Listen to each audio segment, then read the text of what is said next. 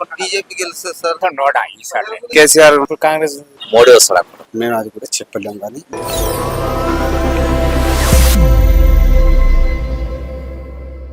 ఎన్నికలు రాబోతున్నాయి కదా, ఈ నాగర్ కర్నూలు పార్లమెంట్ లో ఎవరు గెలుస్తారని మీరు అనుకుంటున్నారు? బీజేపీ గెలుస్తుంది సార్. సెంటర్ లో ఏది ఉన్నా బీజేపీ చేయాలి. హిందుత్వం నిలబడాలంటే బీజేపీ చేయాలి. మామూలుగా అసెంబ్లీకి ఎవరికి వేసుకున్నా ఎవరి ఇష్టం వాళ్ళది ఉంటుంది సార్, అంతే కదా. సో అంటే మీరు మీ ఉద్దేశం ఏంటంటే గల్లీ లీడర్ ఎవరైనా ఢిల్లీలో మాత్రం గట్టివాడు ఉండాలి. దేశాన్ని కాపాడాలంటే గట్టివాడు ఉండాలి. గట్టివాడు ఉండాలంటే ఇప్పుడు ఉన్నాడు ఒకడు బీజేపీ కదా, మోడీ కదా ఇప్పుడు ఉన్నది. ఇంకా కన్మంతి పంచకుట్ల కషాయం ఇది.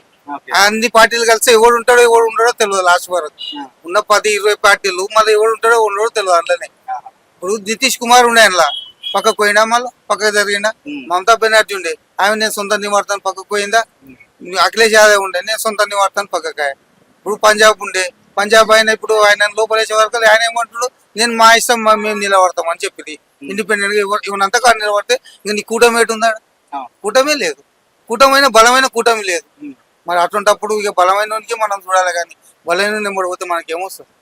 అంతే కదా సార్. మీ ఉద్దేశం ఏంటంటే నరేంద్ర మోడీ బలమైన నాయకుడు. బలమైన నాయకుడు. ప్రపంచ దేశాలలో కూడా మన దేశం ఒక పేరు, ఒక స్థాయి అయితే వచ్చింది కదా సార్. అది ఇప్పుడు మనం చూసుకున్నట్లయితే మన స్టేట్ లో మన తెలంగాణ ఎన్నికలు ఇప్పుడు ఏ విధంగా అనిపిస్తుంది మీకు? కాంగ్రెస్ పరిపాలన బాగా అనిపిస్తుంది? మిక్సింగ్ చెప్పలేం. ఎవరు ఏమనేది ఖచ్చితంగా గీళ్ళగలకని చెప్పలేం. ఎందుకంటే ఎవరి లోపల ఏముంది, ఎవరి లోపల ఏముంది మనం ఏం చెప్పలేం కదా సార్. అది విషయం. ఇప్పుడు కాంగ్రెస్ చెప్పిన 6 పథకాలు ఏవైతే ఉన్నాయో, 6 గ్యారెంటీలు, అవి ఇప్పుడు మనకు ప్రజలకు అందుతున్నాయి. మీకు అందినాయి? ఒకటే అందింది దాంట్లో. ఎవరికి ఆడవాళ్ళకు ఫ్రీ బస్సు, ఉచిత బస్సు తప్పించి ఈ మామనార్, పాత మామనార్ జిల్లాలో ఎవరికి ఏ పథకం అందదు ఇప్పటికి. ఒక ఉచిత బస్సు తప్పించి సిలిండర్ రాలేదు, కరెంటు రాలేదు, 2500 రాలేదు, రైతు రుణమాఫీ రాలేదు. ఇంకేమున్నాయి వాళ్ళు ప్రకటించినాయి అవే కదా సార్. అందులో ఒక ఉచిత బస్సు ఒకటే ఆటోలకు పనిచేస్తుంది. దాని నుంచి ఇంకా వేరే ఏ పథకం కూడా ఇప్పటికి అమలు అయితే కాలేదు. నరేంద్ర మోడీ అనగానే మీ ముఖంలో ఒక చిరునవ్వు కనిపిస్తుంది. మీకు ఇప్పుడు ఎప్పటి నుంచి మోడీ మీకు బలమైన నాయకుడు. ఈ 10 ఏళ్లలో మన మీద ఏ దేశపోడు మన మీద ఇచ్చేందుకు వచ్చి భయపడుతుంది. ఎవరు ఏం చేయాలన్నా ప్రపంచ దేశాలలో కూడా భారతీయ జనతా పార్టీ అన్నా, మోడీ అన్నా కూడా ఉంది కదా సార్. గల్లీలో ఎవడు ఉన్నని మీద ఇంటి యజమాని గట్టిగా ఉంటే ఇల్లు మంచిగా ఉంటారు. ఇంటి యజమాని గట్టిగా లేకపోతే పిల్లలు ఏం మంచిగా ఉంటారు. ఇవన్నీ పిల్లలు కదా సార్ రాష్ట్రాలన్నీ. చివరికి ఒక ప్రశ్న, ఇప్పుడు బీఆర్ఎస్ నుంచి వెళ్ళి ప్రవీణ్ కుమార్ ఉన్నారు. ఆయన గతంలో చూసుకున్నట్టయితే కేసీఆర్ గాని బాగా విమర్శించిన వ్యక్తి. ఆయన బాగా విమర్శించి మళ్ళీ ఇప్పుడు ఆయన పార్టీ నుంచే పోటీ చేస్తున్నారు. వల్గర్ గా ఇచ్చిండు కేసీఆర్ ను. ఫ్రాడ్ అన్నాడు, అన్ని అన్నాడు, ఇంట్లో ముంచిండు, అందులో ముంచిండు, ఇది చేసిండు, అది చేసిండు, అన్ని చెప్పిండు. ఆఖరికి వచ్చాక తన పదవి కావాలి. ఇప్పుడు డిఎస్పీలో ఉంటే ఆయన ఏదో నిలబడ్డాడు, డిపాజిట్ కూడా రాలేదు. ఇప్పుడు ఆయనకి ఏంటంటే ఏదైనా పదవి కావాలి. పదవి కావాలంటే ఎన్నికన్నా ఉదాహరణకు కావాలి. తిట్టిన కేసీఆర్ ఎంబడే కేసీఆర్ తనకు డబ్బులు ఇస్తాడు ఖర్చులకు. అట్లా వాళ్ళు ఏదో ప్రజలకు చేస్తామని కాదు, వాళ్ళ స్వార్థానికి పార్టీలు మారుతాడు.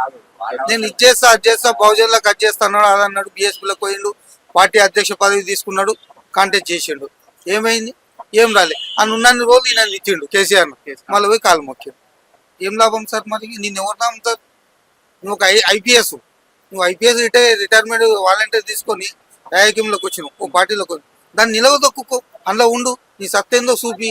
అది లేదు, నీ స్వార్థం కోసం పార్టీ మారు. ఇన్ని రోజులు నీ ఎంబడిన వాళ్ళు ఎక్కడ పోవాలి?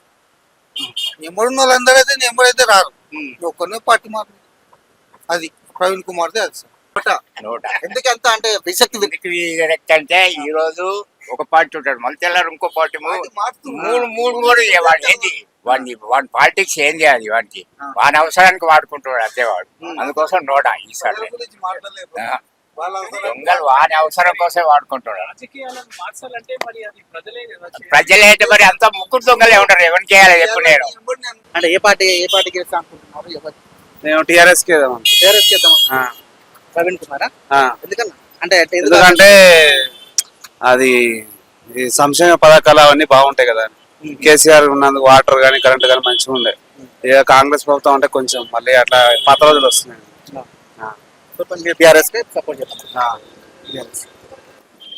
రూలింగ్ పార్టీ ఉంది కాబట్టి కాంగ్రెస్ రూలింగ్ ఉంది కాబట్టి ఆటోమేటిక్ ఆల్రెడీ టీఆర్ఎస్ చూసాం కదా, ఇప్పుడు కాంగ్రెస్. అంటే ఇప్పుడు స్టేట్ కి సెంట్రల్ కి కొంచెం డిఫరెన్స్ ఉంటుంది కదా పార్లమెంట్ అని.